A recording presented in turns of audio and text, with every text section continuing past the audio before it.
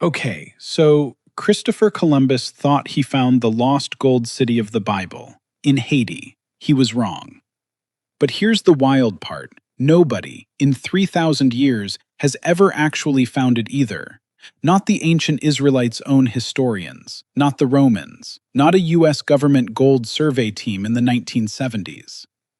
This place funded King Solomon's entire temple. We're talking 16 tons, literal tons, of gold on one trip alone, and it just vanished off the map. Stick with me, because by the end, you'll know 7 real theories spanning 3 continents, 1 myth I can prove dead wrong, and how this mystery ended up naming a canyon on Mars. Let's go find Ophir.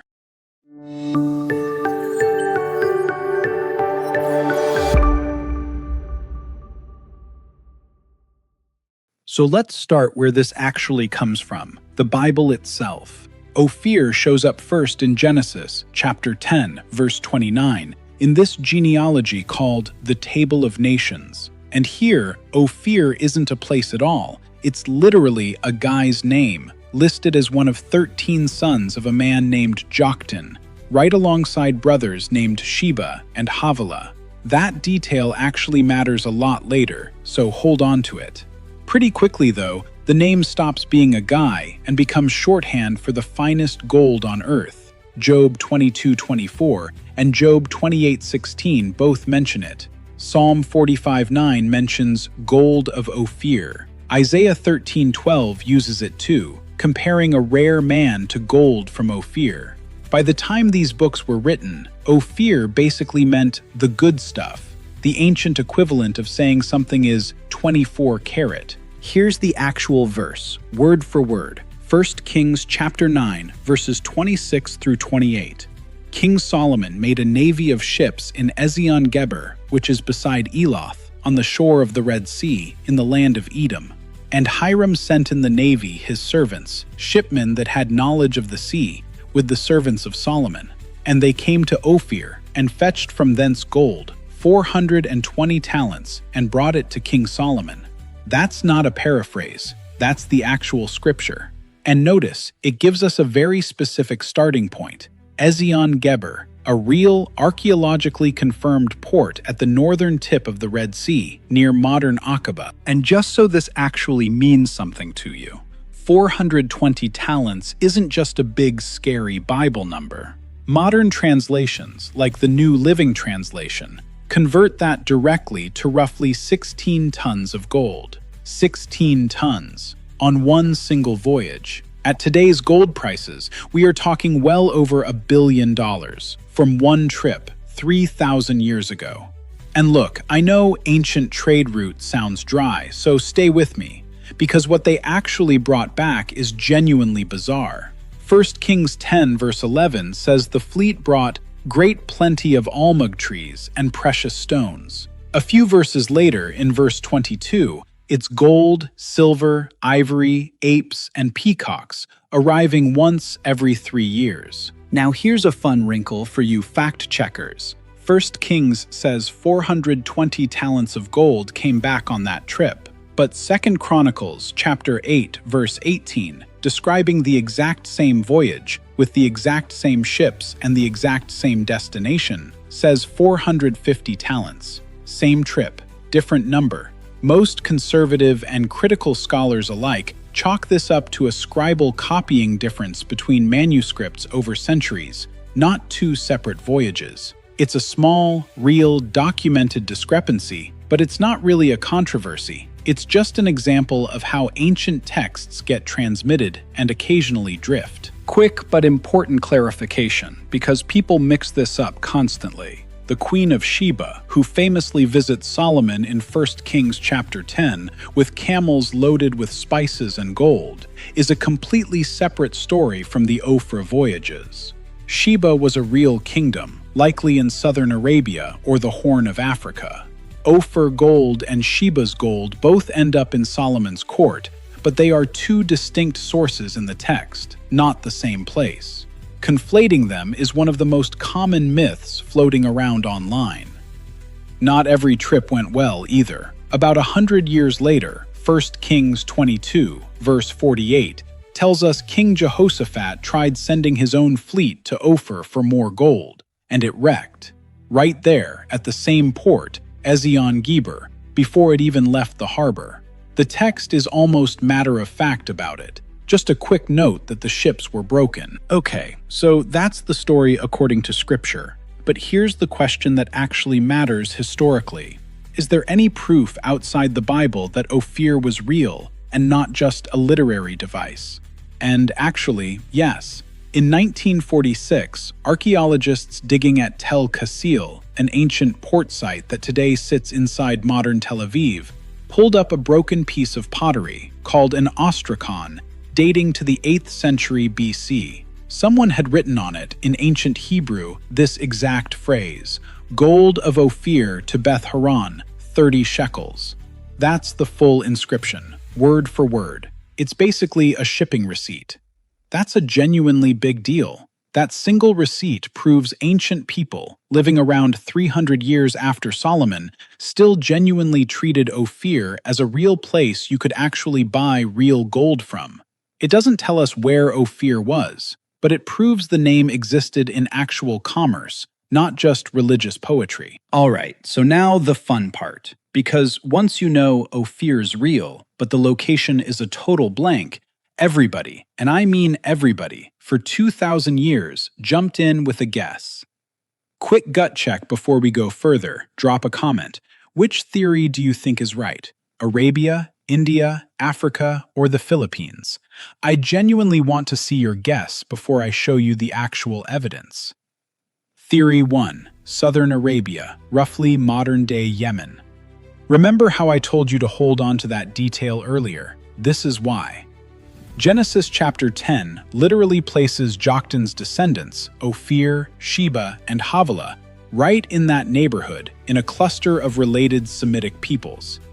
That genealogical placement is the strongest textual clue we actually have. Theory 2 gets a lot more specific. A real, still-standing mine in Saudi Arabia called Ma'd ad-Dahab, which literally translates to cradle of gold. In 1976, a U.S. Geological Survey team went out there and found around 1 million tons of ancient leftover mining waste rock sitting on a documented trade route that's roughly 4,000 years old, leading straight to the port of Aqaba, essentially modern Eloth, right next door to Ezion-Geber. Their actual conclusion? A fairly airtight case. That's a real quote from the survey team. They estimated that mine could have produced somewhere around 34 tons of gold in ancient times, using primitive but effective techniques. Proven beyond any doubt? No. But it's honestly the most physically grounded, evidence-backed guess on this whole list. Now here's where it gets fun. Because a Roman-era Jewish historian named Josephus, this guy literally wrote the definitive ancient history of the Jewish people in the 1st century AD, flat out disagreed with the Arabia idea. In his book, Antiquities of the Jews, Book 8, Chapter 6, he wrote that Solomon's men sailed, quote, to the land formerly called Ophir, but now the Aurea Chersonesus, which belongs to India, to fetch him gold. I checked that quote against 2 separate English translations of the original Greek text, and they agree, word for word. But here's a nuance I want to be honest with you about, because it's easy to miss. Some modern historians think Josephus might not have meant Ophir itself physically sat in India. Instead, they think Ophir may have been a distribution hub near the Red Sea, where gold that originally came from India got funneled through before heading to Israel. So even Josephus's own claim has layers of debate baked into it, nearly 2,000 years later. That name Josephus used, Aurea Chersonesus, is Latin for Golden Peninsula, and it lines up geographically with what's now the Malay Peninsula, possibly stretching into Sumatra. And here's the kicker. A Roman geographer named Ptolemy, writing around the same era as Josephus, independently described a golden river in that exact same region, seemingly without copying Josephus directly. There's also a whole separate India theory, built purely on language rather than geography. Some old Hebrew words for parrot, ivory, and cotton cloth look suspiciously close to ancient Tamil words. There's even a coastal village in Tamil Nadu called Uvari that sounds a bit like Ophir. But, and this matters for accuracy, mainstream biblical historians and linguists call this speculative, not proven, and it's not treated as the leading theory in serious scholarship. And okay, here's one most people outside Southeast Asia have literally never heard. Some writers over the years have argued Ophir was actually somewhere in the Philippine archipelago.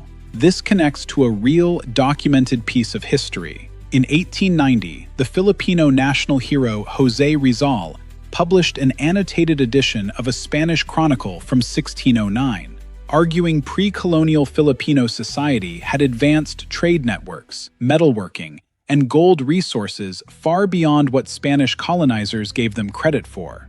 Some later popular writers took that legitimate, pride-driven historical argument and stretched it into a specific Ophir claim. But, full transparency here, I could not find a verified primary source where Rizal himself makes that specific Ophir connection inside his actual annotation. So this one gets flagged clearly. Real historian, real pre-colonial gold trade, but a loosely sourced leap to this is definitely Ophir. What Rizal actually did is still a great story on its own. He used a Spanish colonizer's own book against itself to prove Filipinos had sophisticated trade with China and Japan, real metallurgy, and organized society centuries before any European ever showed up. That part is documented, real, and genuinely important Philippine history. It just isn't, by itself, proof this is the biblical Ophir. Here's the honest problem, though. The geography doesn't line up with the Bible's own description. Genesis places Ophir near Sheba and Havilah, which points toward Arabia, not Southeast Asia. And the sailing distance from ancient Israel to the Philippines, using Bronze Age or Iron Age ship technology, is a massive stretch, way further than even the India theory. So, real history, real scholar involved in the broader story, but this is the weakest and least sourced theory we're covering today. So that's 5 theories now on the table. Arabia, the Saudi mine, Josephus's India claim, the Tamil linguistic theory, and the Philippines. But there's one theory that got way more famous than all of them combined, and it's the one I actually need to bust for you, right now. Back in the 1500s, a member of Vasco da Gama's own crew, a chronicler named Tome Lopes, looked at the massive stone ruins in southern Africa and said, "That's it. That's Ophir." This idea stuck around for centuries. It's even referenced in Milton's Paradise Lost. And later, a German explorer named Karl Peters tried to revive the theory again in the 1890s, this time pointing to the Zambezi River region instead. Here's the problem. Modern archaeology has actually dated those ruins using multiple independent methods, and they're medieval, built between roughly the 11th and 15th centuries AD, meaning the main stone structures went up over 1,500 years after Solomon was even alive. So no, this is not Ophir. It's a genuinely important, hugely impressive African kingdom, one of the great trading civilizations of its era. It's just not the biblical one. This is a documented, settled fact among archaeologists, not an open debate. Okay, quick round, because there's a few smaller theories too. Sofala, on the Mozambique coast, was a real medieval gold trading port, but again, too late for Solomon's era. There's a Somali port city called Opone with a similar sounding name, and some point to the Afar people of the Danakil Desert. That brings us to 7 theories total. Nobody's proven any of them with hard, universal evidence, but they're worth knowing about. So here's the honest, kind of unsatisfying truth. We genuinely do not know. Not one single theory has hard, universally accepted proof. Not Arabia, not the Saudi mine, not India, not the Philippines, not Africa. All 7 theories remain technically open, and any documentary or YouTube video that tells you otherwise with total confidence is oversimplifying. But here's the thing. That not knowing is basically what made Ophir famous for the next 3,000 years.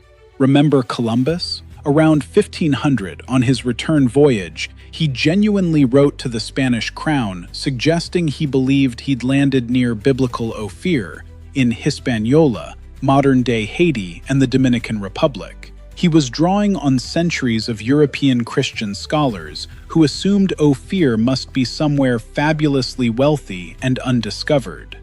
And honestly, that hope never really stopped. People kept naming real gold discoveries after it, all across the world. There's a town literally called Ophir from the California Gold Rush era. There's an Ophir in Oregon, Australia's very first officially payable gold find back in the 1850s, is literally named Ophir. Same story with a mining site in Otago, New Zealand. Even a whole Pacific island chain got caught up in it. A Spanish explorer named Álvaro de Mendaña, back in 1568, found some islands, got excited thinking he'd stumbled onto Ophir's gold source, and just named them the Solomon Islands. There was never any actual gold discovery to justify the name. It was pure hope and legend, but the name stuck. It's still the country's official name today. And okay, this is my favorite part, because the legend went so far it actually left Earth. There's a massive canyon system on Mars called Valles Marineris, one of the largest canyons in the entire solar system, and one officially named section of it is called Ophir Chasma, named by planetary scientists borrowing from ancient mythology, the same way many Martian features are named. Think about that for a second. A gold trading port we can't even locate on our own planet has a canyon named after it on another one entirely. That's not a coincidence. That's just how deep this legend runs, into geology, exploration, and even astronomy. So after all that, Genesis, 1 Kings word for word, a real ancient shipping receipt from Tel Cassile, Josephus's actual writings and their modern reinterpretation, a US government survey, a busted African myth, a folk theory from the Philippines, and a canyon on Mars. Where do we actually land? Here's the real answer, and I promise it's satisfying. Most serious biblical historians and archaeologists today lean towards southern Arabia, or that specific Saudi Arabian gold mine, simply because it fits the known trade routes, realistic sailing and travel times, the actual geology, and the genealogical placement in Genesis better than any other option. But nobody, honestly, gets to say case closed. The mystery is still, technically, wide open, and probably always will be. And honestly, I kind of love that. In a world where we can find almost anything with a satellite, or a search engine, or an AI assistant, there's still a 3,000-year-old gold source that gets to stay a genuine, unsolved mystery. That's rare. That's worth sharing with somebody who loves a good unsolved case. But hey, if you liked this one, Ophir's not the only lost biblical treasure nobody's found. There's another place mentioned right alongside it, over and over, called Tarshish. And honestly, it might be an even weirder mystery. That's next.